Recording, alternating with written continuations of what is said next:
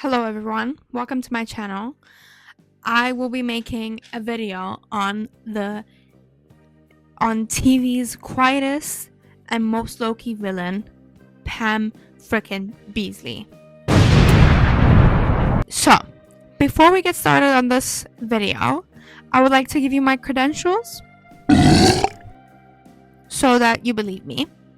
My first credential is that I have watched The Office through and through, season 1 through 9, at least 20 times. At least 20 times. Second credential is I am a sitcom bitch. I love sitcoms. I think they're so fun. I think they are what TV needs. And on top of that, I am at all times rewatching one of the Holy Trinity, Brooklyn Nine-Nine, Modern Family, or The Office. Okay? I'm at all times rewatching one of them.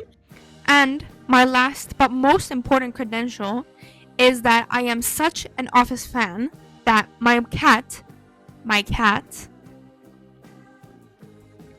is named Michael, after Michael Scott. And if that wasn't enough for you, you should click off this video now. Before we get into this, here are the rules of our game. I will be ranking Pam from a scale of 1 to 10, the villain scale. 1 being, she's fine, she's not that big of a villain. 10 being, you are the biggest villain ever, and you need to be recognized as one. So, let's just jump right into it. Let's not meddle around anymore. Let's just talk about it. Okay, season 1. The best word to describe Pam Beesly is passive. Throughout the whole series, even not just season 1, but the best word to describe Pam is genuinely passive, timid, never takes risks.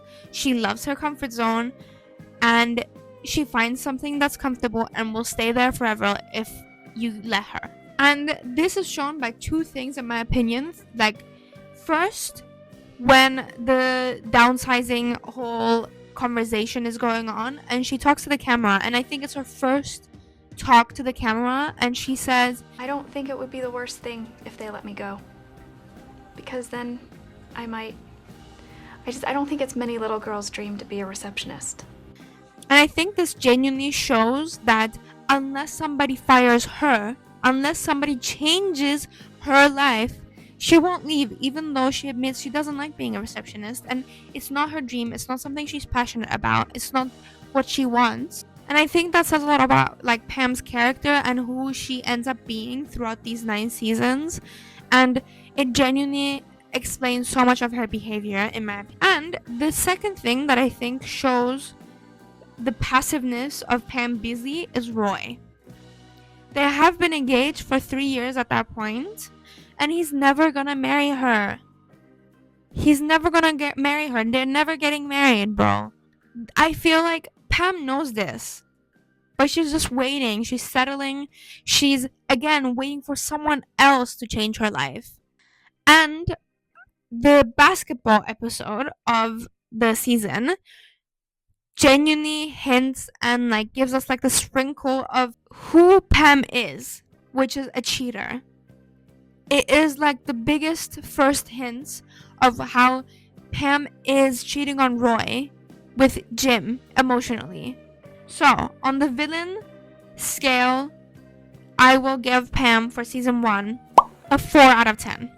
She's not there yet, but there's strong hints of who she will be and who her character is, I think. And she has much worse seasons. When we look at season 2, she gets drunk, flirts with Jim, and kisses him. At the Dundies. She cheats on Roy with Jim.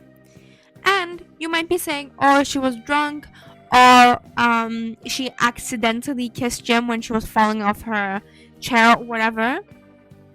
There's a scene where she admits that she was doing it on purpose and she kissed him on purpose. Secondly, the episode called The Fire, where Ryan causes the fire. Ryan started the fire! Pam is not a girl's girl. She laughs at Katie for saying Legally Blonde for her, like, one of the 5 movies, I think, she would take for her desert island. she's not actually doing anything, but she's being mean. Like, she's being mean to her, and she's showing Jim, oh, she's not as good as me, even though she's engaged. Well, at the end of season 2, she kisses Jim, finally. But we were all like, yes, finally, like, they're kissing. She was cheating on Roy. She also, when Jim, like, how in love with her he is, and the way she reacts, I feel like is so gaslighty. She gaslights Jim that he misunderstood their, like, friendship. It's not like she was ever flirting with him. So, for season 2, I will give her an 8 out of 10. Season 3. Beginning of season 3, Jim transfers to Stanford, I think, and he's dating Karen. Pam is obviously jealous and thought Jim would just wait for her and starts dating Roy again, which is a bit of a bruh moment, because I feel like she only starts dating him because she feels alone, but I will give her credit for being more assertive. And finally, Pam does something at the beach games, at the episode of beach games. She walks on the coal. She does it. And I feel like this genuinely, maybe I'm reading too much into it, but I really think that this is a metaphor for her taking that step. Finally taking that step, even though it's painful, it's literally like fire. She still takes that step and walks over and does it. Finally, she does something. She's not that bad in season 3, so I will give her a 3. I will give her a 3 out of 10 on the villains. When we look at season 4, she starts dating Jim, finally, cute, and makes a logo for Dunder Mifflin Infinity, which was cool of her. Season 5, she starts art school in New York, finally. Amazing. She's doing something she cares about and wants to do, which is cool.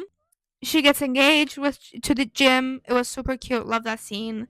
And finally, she does fail art school and comes back.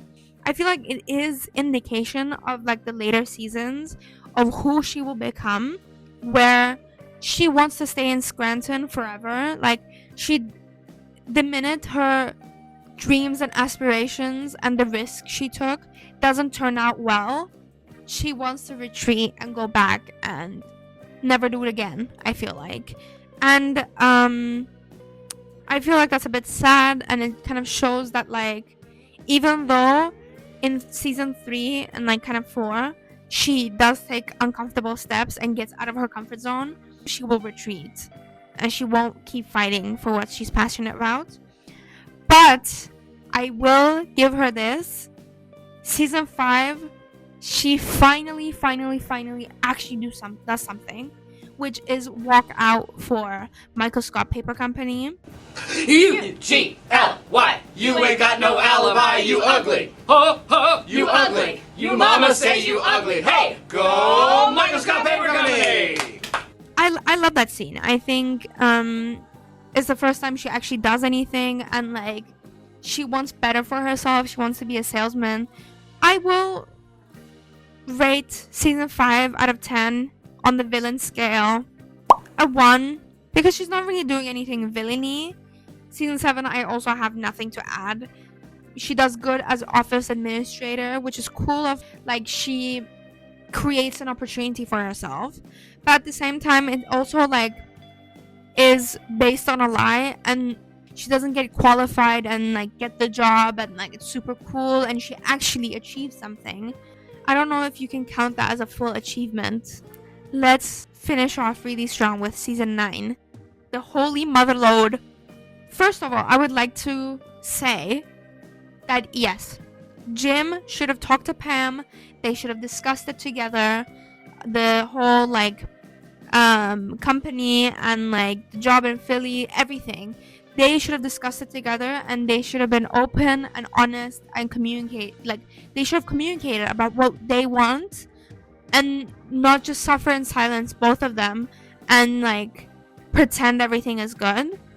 On the other hand, even though Jim should have communicated in the beginning and honestly, Pam wasn't supportive or open or communicative either. She wasn't open to the new possibility of Jim getting this new job, Jim starting this new company. When we look at Pam's job interview in Philly with, I don't know what his name was, but Better Call Saul Goodman. Just a little coffee talk, okay? Like butter. Come on in here. Mike Myers. I completely understand not wanting to start over because she's literally like interviewing for the same job that she was at 9 seasons ago for Michael Scott 2.0, and it's not something she's passionate about, and it's not something she wants to do. She didn't gain anything throughout these 9 seasons. She wasn't a good salesman. She didn't gain that skill. She is not an artist. She didn't finish art school. And the office admin thing, I'll give her that, but she doesn't have many skills. So it's understandable that like she's not gonna get her dream job. Blaming Philly and Jim for her lack of options as a job in Philly, but her dream job doesn't exist because all she wants to do is stay. Even though I understand her not wanting to start over, I don't agree with her in the sense that like the way she reacts to the job interview and like gives like Jim like the how could you like set that up for me, and like she doesn't want to try any other job interviews or any other place at all. Like she just gives up again. She emotionally cheats on Jim with Brian. She knows he's flirting with her and he's into her. She goes over to his house to have a beer and chat. And what are you doing discussing your marital problems with a man that is not your husband? What are you doing? In the end, in the finale, obviously she finally supports Jim and believes in him and his dreams, and she's ready to take that step and like do it because she's ready. And I think it's really cool how she like surprises him and is ready, and they kind of like work on their relationship and they get into like a good place again. That was tiring, guys. But that has been sitting on my chest for so long, and I've been needing to talk about it, so I'm glad I have. Don't come for me in the comments, please, if you're watching this and you disagree with me. Thank you for watching. Give me a like, give me a subscribe. I don't know. And see you on the next one.